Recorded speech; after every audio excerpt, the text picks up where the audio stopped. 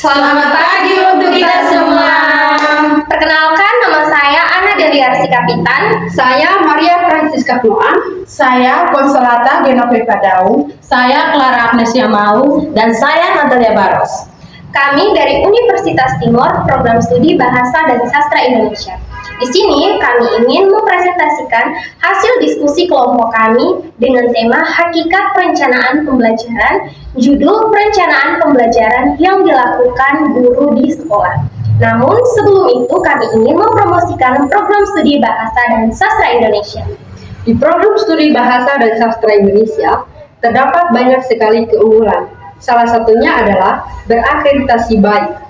Adapun kegiatan bulan bahasa yang dapat membantu kita dalam keterampilan menyimak, membaca, menulis, dan berbicara. Mulai dari kegiatan dramatisasi puisi, membuat pidato, cerpen, pantun, drama yang didukung dengan dosen-dosen yang berkualitas. Melalui program studi Bahasa dan Sastra Indonesia, kita bukan hanya sebagai seorang guru, tetapi bisa menjadi seorang penulis, jurnalis, wartawan, presenter, penyair, stand-up komedi, dan lain sebagainya. A. Pengertian perencanaan pembelajaran.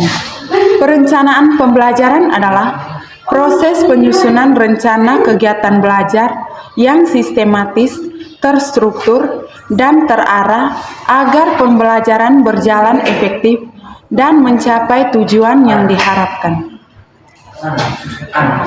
Guru berperan sebagai perancang utama kegiatan belajar sesuai dengan kurikulum dan kebutuhan siswa.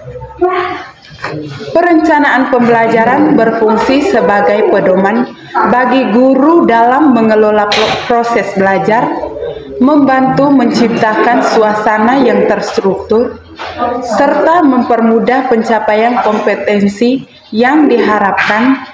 Dengan perencanaan yang baik, pembelajaran menjadi lebih terarah, terstruktur, dan dapat memfasilitasi kebutuhan belajar siswa secara optimal.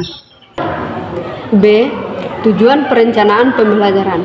Tujuan perencanaan pembelajaran adalah untuk memastikan bahwa proses pembelajaran berlangsung secara efektif dan efisien. Beberapa tujuan perencanaan pembelajaran. Yang pertama, memberikan arah dan tujuan yang jelas dan kegiatan belajar. Tujuannya adalah memberikan arah dan tujuan yang jelas kepada siswa dan guru dalam proses pembelajaran. Yang kedua, menjamin pembelajaran berlangsung secara efisien dan terstruktur. Tujuannya adalah menjamin bahwa proses pembelajaran berlangsung secara efisien dan terstruktur sehingga siswa dapat mencapai tujuan pembelajaran dengan lebih baik. Yang ketiga, menyesuaikan materi ajar dengan karakteristik siswa. Tujuannya adalah menyesuaikan materi ajar dengan karakteristik siswa sehingga siswa dapat memahami materi dengan lebih baik. Yang keempat, menentukan metode dan media pembelajaran yang tepat. Tujuannya adalah untuk menentukan metode dan media pembelajaran yang tepat untuk mencapai tujuan pembelajaran. Yang kelima, menyusun strategi penilaian keberhasilan siswa. Tujuannya untuk menyusun strategi penilaian keberhasilan siswa yang efektif dan adil sehingga dapat memantau kemajuan siswa dan memberikan umpan balik yang konstruktif. C. Langkah-langkah perencanaan pembelajaran. Langkah-langkah perencanaan pembelajaran dibagi atas beberapa. Yang pertama, menganalisis kurikulum. Guru mempelajari dokumen kurikulum, baik itu kurikulum K13 atau kurikulum Merdeka yang digunakan di sekolah tertentu. Kemudian menentukan capaian pembelajaran dan kompetensi dasar, menyusun alur tujuan pembelajaran, serta menentukan tujuan pembelajaran berdasarkan capaian pembelajaran dan kompetensi dasar. Yang kedua, menganalisis karakteristik peserta didik. Guru menganalisis karakteristik peserta didik yang ada di dalam kelas, baik itu berdasarkan usia dan tahap perkembangan siswa, minat dan gaya belajar siswa, dan siswa yang berkebutuhan khusus, dan dilihat berdasarkan latar belakang sosial budaya dari siswa tersebut. Yang ketiga, merumuskan tujuan pembelajaran. Guru merumuskan tujuan pembelajaran yang akan dilakukan di kelas tersebut. Tujuan pembelajaran harus terukur, terjangkau, relevan, dan berbatas waktu. Yang keempat, menyusun RPP atau modul ajar. Guru menyusun dokumen utama untuk mengatur jalannya pembelajaran. Salah satunya adalah menyusun RPP. Di dalam RPP ada identitas nama mata pelajaran, ada kompetensi dasar dan indikator, ada tujuan pembelajaran, materi pokok, metode pembelajaran, media dan sumber belajar, serta langkah-langkah pembelajaran. Yang kelima, menentukan materi pembelajaran. Guru memilih dan menyiapkan materi pembelajaran sesuai dengan capaian pembelajaran yang sudah ditentukan, baik yang mengandung nilai-nilai, karakter, dan kebangsaan. Yang keenam, menentukan metode dan model pembelajaran. Metode dan model pembelajaran ada bermacam-macam. Yang saya ketahui, salah satunya adalah diskusi kelompok, ceramah, eksperimen, dan demonstrasi. Guru bisa menentukan model dan metode pembelajaran sesuai dengan materi ajar di dalam kelas tersebut. Yang ketujuh, penyampaian media dan sumber belajar. Penyampaian media serta sumber belajar dapat ditentukan guru melalui beberapa. Salah contohnya melalui gambar, video, presentasi, PowerPoint, dan alat peraga. Disesuaikan dengan materi pembelajaran yang akan dibahas.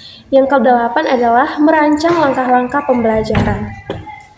Pembelajaran dirancang dalam 3 tahapan. Yang pertama ada pendahuluan. Pendahuluan berisi apresiasi, motivasi, penyampaian tujuan pembelajaran.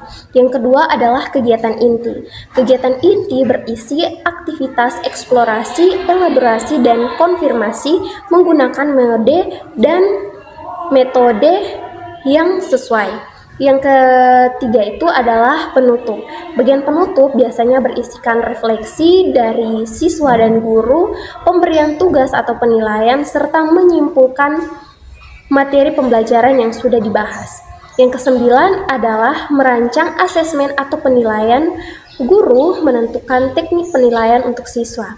Ada beberapa penilaian yang harus dilihat. Yang pertama tuh ada sikap, yang kedua ada pengetahuan, dan yang ketiga ada keterampilan.